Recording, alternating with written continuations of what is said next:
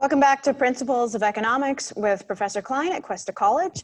Topic of today's video is the Rule of 70, or sometimes called the Rule of 72, and I'll tell you why sometimes there's a different name for it. All right, so the Rule of 70 or the Rule of 72 is basically a way to think about exponential growth. All right. Now, in this class in particular, what we are really interested in is what happens to real GDP, and not just real GDP, but particularly real GDP per capita, and that's just when we divide real GDP by the population, right, over time, or the growth rate over time. And so here's the thing, as we start to think about this growth rate, we might find that it's 1% or 2%, or some other countries that might be seeing a lot of growth recently, maybe they're getting 7%, maybe even up to 10%. It's not usually anything more than 10%, right? Now, when we talk about 1 to 2%, you might think, 1%, 2%, what's the difference? That's the whole idea of understanding this Rule of 70. So if you've heard of the Rule of 72, or if your parents are familiar with the Rule of 72, the Rule of 72 was used for a long time simply because what you're going to see is we take the number, in this case we're going to use 70, and we divide by whatever growth rate we're seeing. We drop the percentage. We just divide by the number that we're getting, right? And so when we talk about the Rule of 70 or the Rule of 72, it just changes which number we're going to divide, okay? Now, so those who used Rule of 72, it's because 72 has more factors. We've shifted to Rule of 70 because almost everybody has a calculator these days on their phone, right? And so we don't need to worry about, you know, how many factors there are. What we want is to be more precise. And so all of this is based upon the letter E in mathematics. And so it's some complicated things, but we don't have to understand those complicated things in order to be able to understand how to use the Rule of 70. So here's what happens. If we get a 1% growth rate, here's what this is saying, right? And we're just going to drop that percent. We do not do it as a decimal. We're just going to use the absolute value of that percent.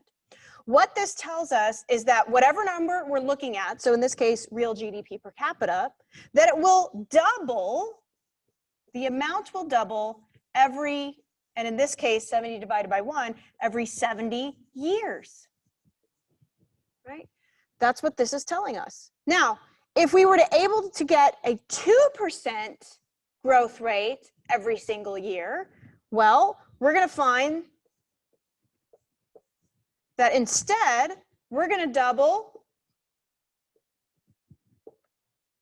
every 35 years, right?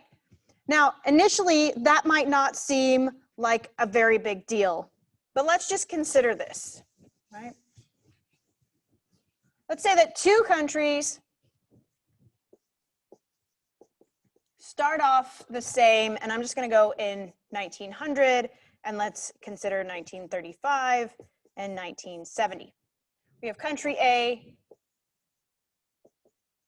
and country B, right?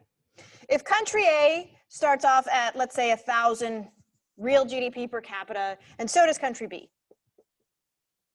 right? Well, if they only get 1%, they're only going to double once by 1970. And so real GDP will hit 2,000 in 1970. Now consider that with country B, right? Country B is going to double every 35 years. So they're going to see real GDP per capita of 2,000 in 1935. And here's the kicker, double again, right, by 1970 if they're able to maintain that 2% growth rate from 1935 to 1970. So look at this. They are not just a little bit better off, they are twice as well off as country A, right? And so even with a 1% to 2%, this can mean substantial growth for the population over a short amount of time or a longer amount of time, depending on what you're considering, right? And so as we start to look at things like, you know, if we did a 5%, right? If we did country C that was getting 5%, well, let's take that rule of 70, right? 70 divided by 5, and we're going to get 14, right?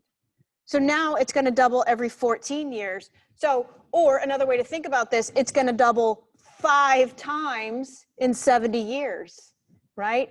So it's going to double, there's 1, there's 2, right? Now they're going to get another 1. There's 3. There's 4. And now the 5th doubling period in those 70 years. So if instead, if there's country C getting 5% growth rate, look at what's going to happen by 1970. They're going to be 16 times better off, exponentially better off than the one that got 1%, right? So not just 4 times better off, not just 5 times better off, 16 times better off.